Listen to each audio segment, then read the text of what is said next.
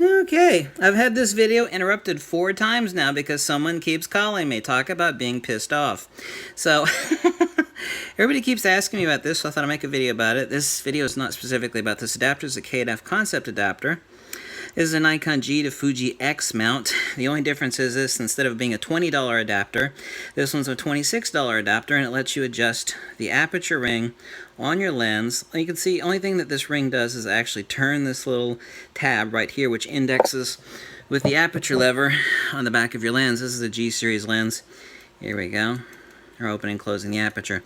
This adapter will let you use anything Nikon, except for a very few of the latest lenses which have electronic apertures, because those do not have a lever on the back of the lens. So one example of that is the Nikkor 300mm f4 phase Fresnel, but you can use G series, D series, AI, AIS, including non-AI. So this will let you use basically 99% of all Nikkor lenses.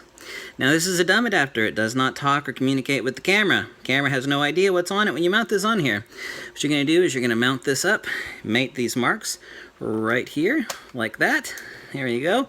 Now since the camera has no idea what's on it, and it's just a dumb adapter, you're going to have to guess what the aperture is. It's like, well, that's probably about an f5.6. There's no markings here, right? You see that? All the way open, all the way closed. So it's about an f4. That's as technical as it gets. You're going to have to spot it and go, yeah, that's about an f3.5. That's as good as it gets, but it's more than plenty, okay?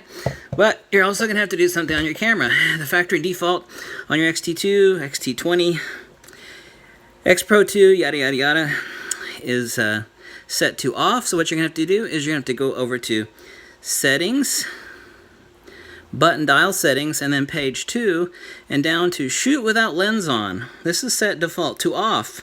Okay, you need to turn it on, because you're going to tell your camera, hey, I got something on the front of you, and I want to shoot with it, but you can't see it. So you have to tell your camera to shoot blindly. Okay? So the default needs to be turned from off to on. There we go.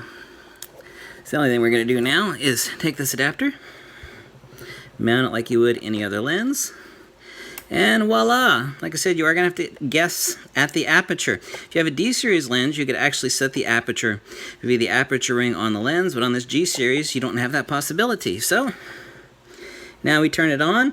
Everything is going to be one of two things: aperture priority or totally manual. See, I went all manual, or I can go in aperture priority. So you're setting the aperture, obviously so. Camera has no communication with the lens that's on the front of this camera. You're going to have to control everything, including focusing. But you have options for focusing. You can set peaking white, low and high red, low and high blue, low and high. Standard assist, which I never use. I usually just go with peaking white high. There we go. Now, since I'm staring at a blank wall here, I got nothing to focus on. But that's how it works. This adapter is 26 bucks on eBay, and that's what you need to do. Also, over here, stick it in manual focus. Yeah, there we go. Everybody kept asking me this question, so that's it. So let you drop any lens on your Fuji X Pro 2, X-T2, X-T1, X-T20, yada, yada, yada. Okay? Thank you for watching. Appreciate it. Bye.